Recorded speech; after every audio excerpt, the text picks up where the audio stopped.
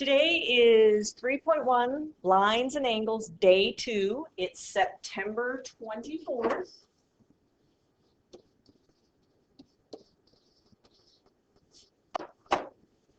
And we're going to be naming angle pairs formed by two lines and a transversal.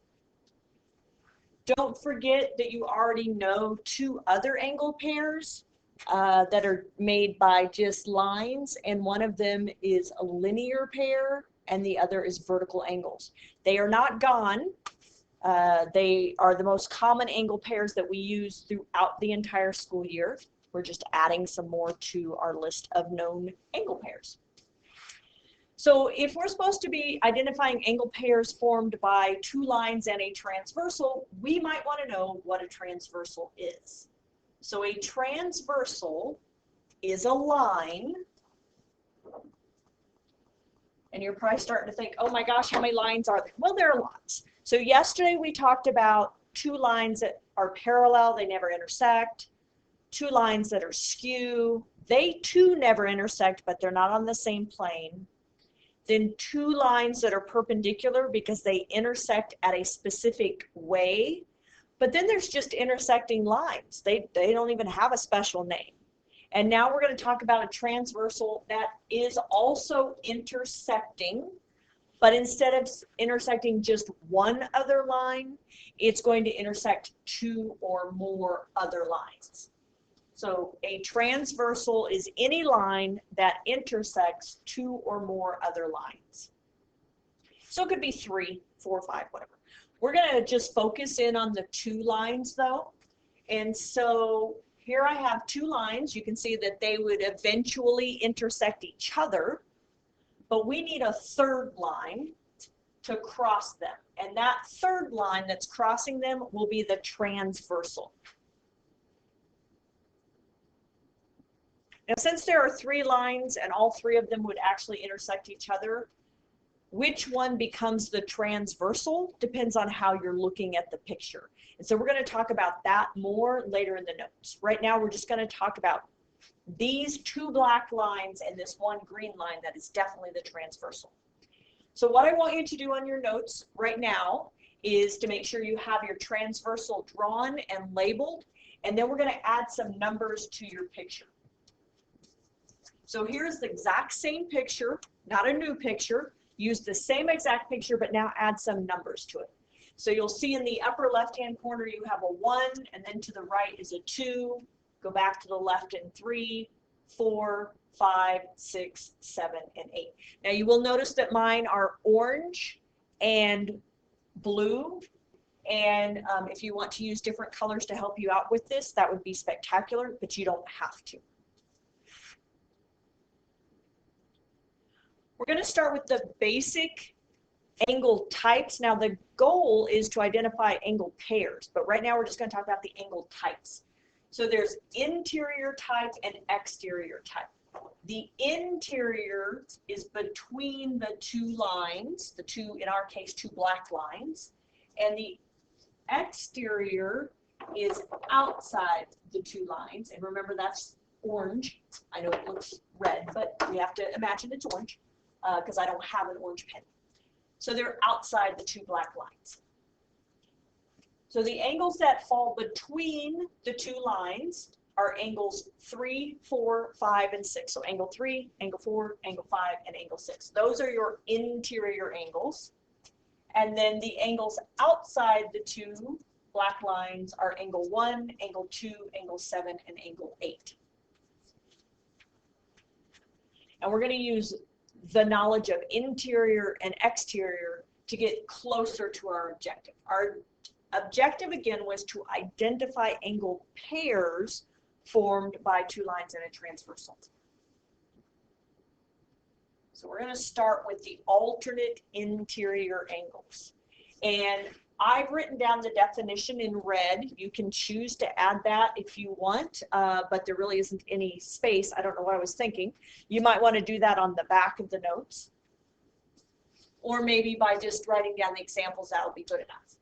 So the alternate interior angles are interior but on different sides of the transversal and not next to the same line. Okay, so let's look at an interior angle here. So 3 is an interior angle. So remember, my choices are 3, 4, 5, and 6. So 3 is an interior angle. I need another angle that's on a different side of the transversal. So that means 4 or 6. Excuse me. 4 or 6 are on a different side of the transversal, but it's not next to the same line. So if you'll notice, 3 and 4 are next to the same line. Well, that's not it, because if you'll notice, 3 and 4 is a linear pair, so that's not it. It's got to be angle 3 and angle 6. So angle 3 and angle 6 are a pair of alternate interior angles.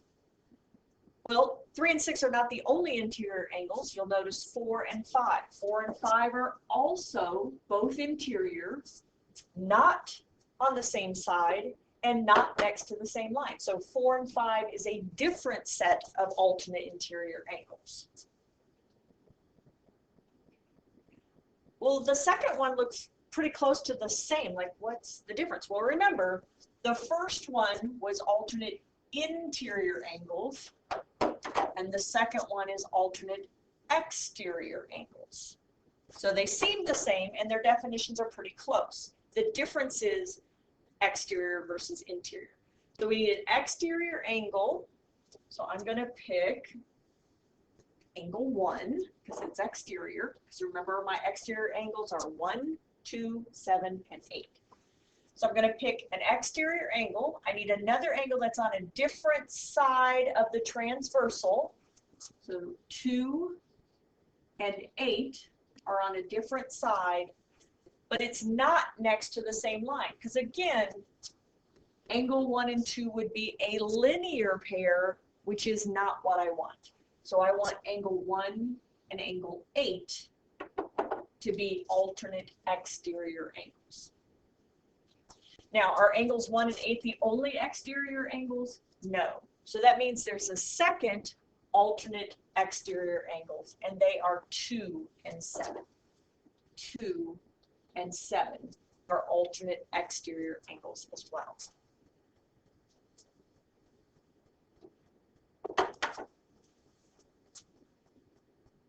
Okay, our next one is consecutive interior angles.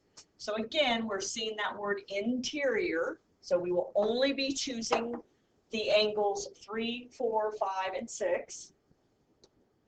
So 1, they have to be interior, and 2, they have to be on the same side of the transversal.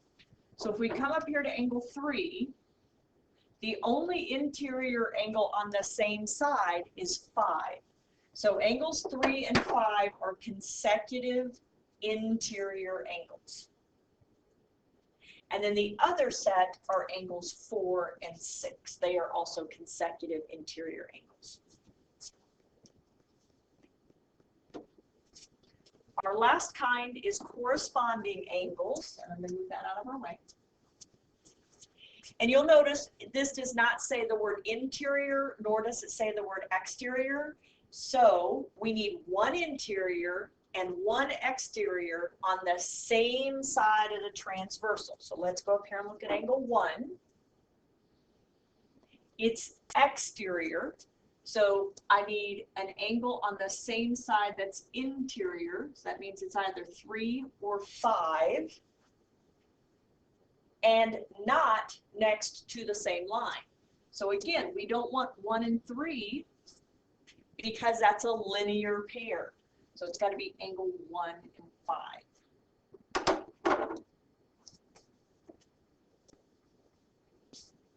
This is the other way I really like to look at corresponding angles. If you'll notice, angle 1 is to the left and above, so it's left of the transversal and above the line.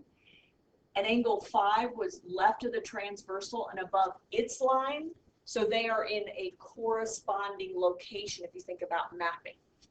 So angle 1 goes with angle 5. Angle 2 goes with angle 6 because they're both in the upper right-hand corner of their clump.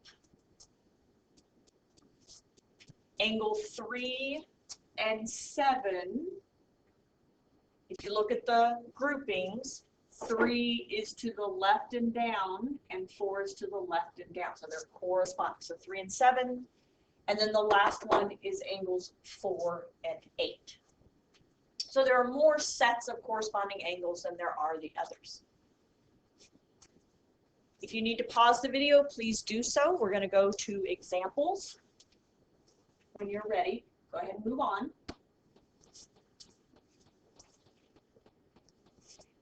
Complete the statement with corresponding alternate interior, alternate exterior, or consecutive interior. So you are identifying if the angles is one of those 4 angle pairs. Now you'll notice if you look down at your examples, there's a 1 through 6, and the weird part is example 4 says something about angle 12.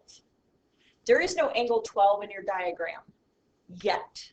So for right now, we're just going to concentrate on examples 1 through 3. So you'll notice I have an example 0. So please put down your pencil and just pay attention to what we're doing.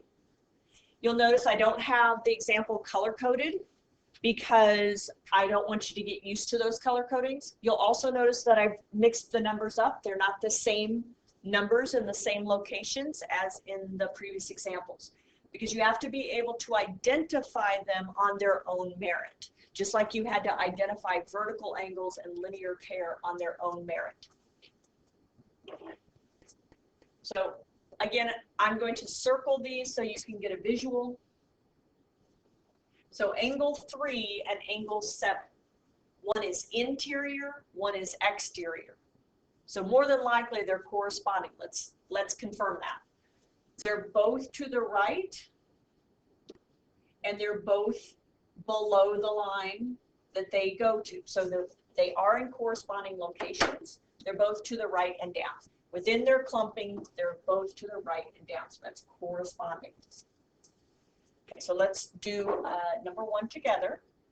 So let's look at angle 3, which is interior, and angle 5, which is also interior. So we either are going to do alternate interior or consecutive interior. So are they on the same side of the transversal? No, they are not. So that makes them alternate interior angles. Alternate interior angles. Let's look at number 2. Angle 4 and angle 5. Angle 4 is interior. Angle 5 is interior. So are these alternate interior or consecutive interior? Are they on different sides of the transversal, or are they on the same side? You are correct. They're on the same side, so that is consecutive interior angles. Please pause the video, and I want you to try number 3 on your own.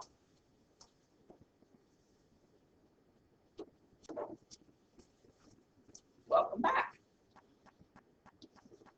Angle 1 is exterior, angle 7 is exterior. They are on different sides of the transversal, so that makes that an alternate exterior angle set.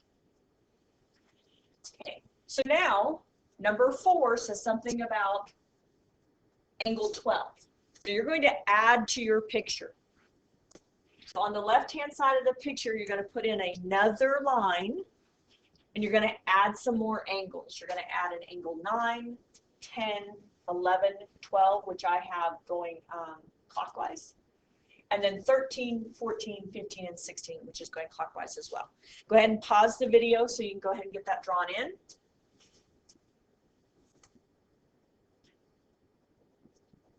Number 4 says angle 12 and angle 4. Well, that's a lot of stuff going on in that picture. So what I would recommend you do is cover up the part you don't need. I don't need that bottom part of the picture because angle 12 and 4 are not in the bottom of that picture. So what that does is it changes the location of our transversal. This horizontal-ish line is now our transversal. So angle 12 is actually exterior and 4 is interior. They're both to the left and down. So that makes those two angles corresponding. those two angles are corresponding. Number 5, angle 13 and angle 7. Again, I'm going to, you'll have to forgive me here a second. Okay. I'm just going to cover up the part I don't need. I don't need the top part of the picture. I just need the bottom. And so angles 13 and 7 are both exterior because our transversal is now this horizontal line. And they're alternate exterior. So please try number 6 on your own.